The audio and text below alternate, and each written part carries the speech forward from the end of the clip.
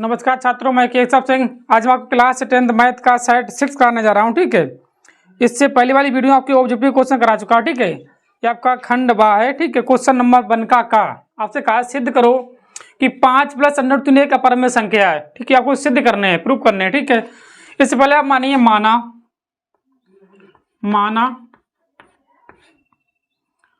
5 + √3 एक परमेय संख्या है। परमेय संख्या है।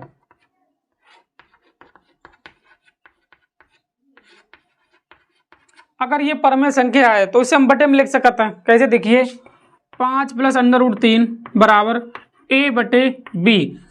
कंडीशन क्या होती है? देखिए a/b सह अभाज्य हैं।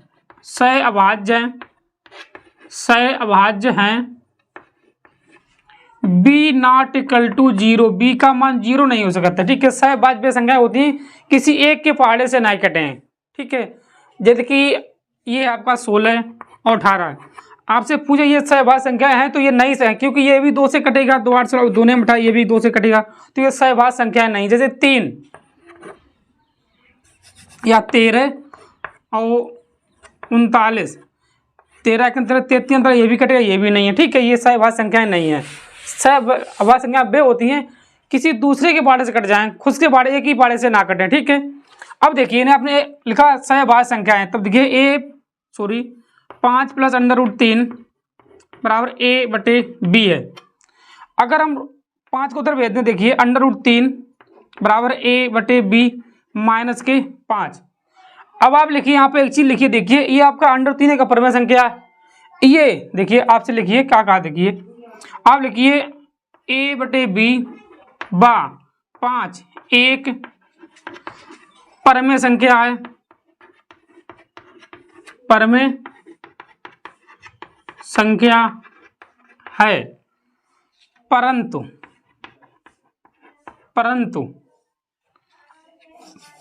लिखे a/b बा 5 एक परमेय संख्या है, तो इनका अंतर भी परमेय संख्या होगा। इनका अंतर भी परमेय संख्या होगा। परमेय संख्या होगा। परंतु क्या है, ये आपका √3 एक अपरमेय संख्या है। ठीक है, परंतु √3 एक अपरमेय संख्या है। अपरमेय संख्या है। संख्या इधर देखिए अब संख्या है, इसलिए ये गणना अमान्य है। अतः 5 + √3 एक अपरमेय संख्या है। अपरमेय संख्या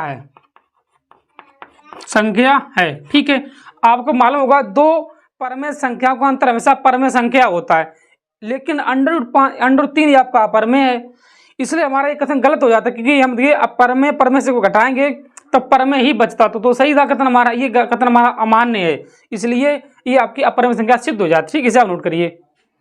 इससे अगला क्वेश्चन देखिए इसी हिसाब से आगे। ठीक है सर, इससे आगे अगला क्वेश्चन देखिए क्या कहा आपसे, इसी का खा देखिए आपसे क्या कहा। खा में आपसे कहा है, देखिए खा में आपका cos a बराबर √3/2, तो sin 2a का मान ज्ञात कीजिए। खा सवाल है इसी का। देखिए खा cos a बराबर √3/2, तो आपसे कहा sin 2a का मान ज्ञात करो। अब आपको मालूम होगा कोस में ये मान कितने का होता है, कोस 30 का मान होता है। तब ऐसे आप लिखिए cos a बराबर cos 30। अब कोस से कोस कैंसिल करिए, a बराबर 30 अंश। जब a बराबर आपके पास 30 है तो आप इस sin 2a का मान आपको चाहिए। देखिए sin 2a का एक जगह आप 30 रखिए, देखिए sin 60, और sin 60 का मान भी इतना ही होता है √3/2। मतलब आपके दोनों मान बराबर हैं। कोस 30 का इतना ही है और साइन 60 का इतना ही मान होता है। ठीक है, ऐसा आप नोट करिए, सिंपल सवाल है। इसी का गा देखिए, आपसे कहा सिद्ध कीजिए कि बेलन का आयतन का दोगुना उसके वक्रपृष्ठ और आधार की त्रिज्या के गुणनफल के बराबर होता है। ठीक है, तो पहले से आप नोट करिए। ठीक है, आगे देखिए, अगला देखिए आपका अगला सवाल है इसी का गा में आपसे कहा है, देखिए गा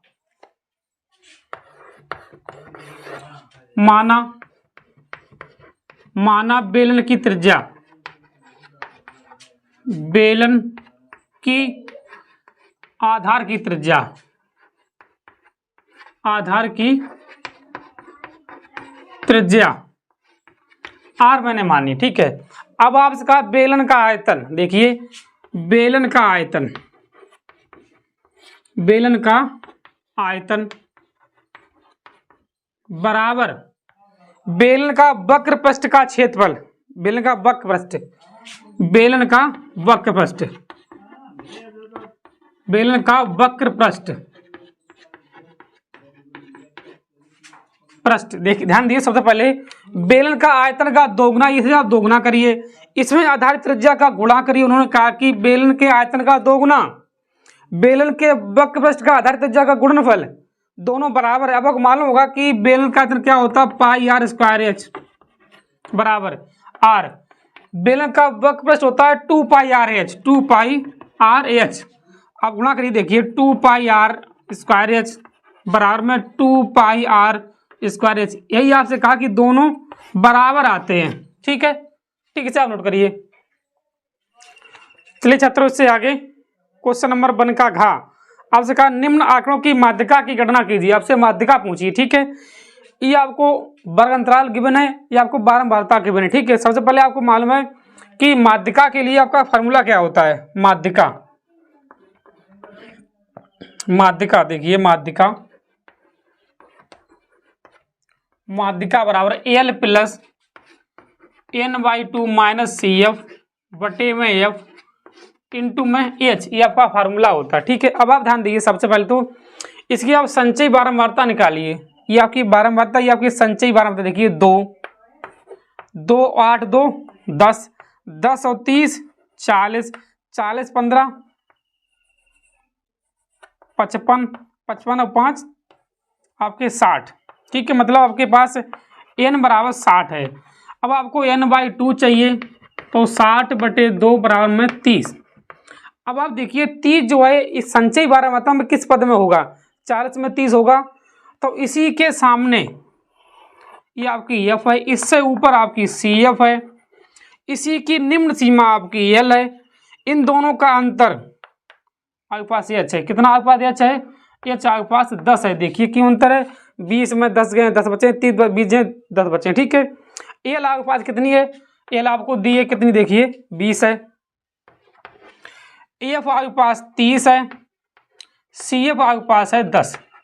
आप इसमें खाली मान रखिए ओनली। ठीक है, देखिए एल की जगह पे 20 प्लस n/2 आपके पास 30 है, सी एफ आपके पास कितना, देखिए सी एफ 10 है, ए एफ आपके पास कितना, देखिए 30, एच आपके पास 10 है। देखिए आप इससे इसे कैंसिल करिए, 20 प्लस इसमें घटाइए 20 बचेंगे आपके बटे में 3।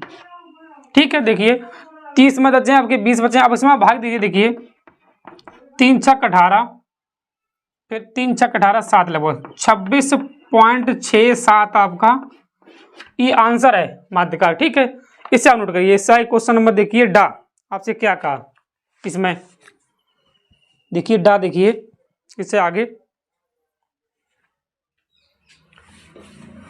क्वेश्चन नंबर 1 का ये आखिरी है डा।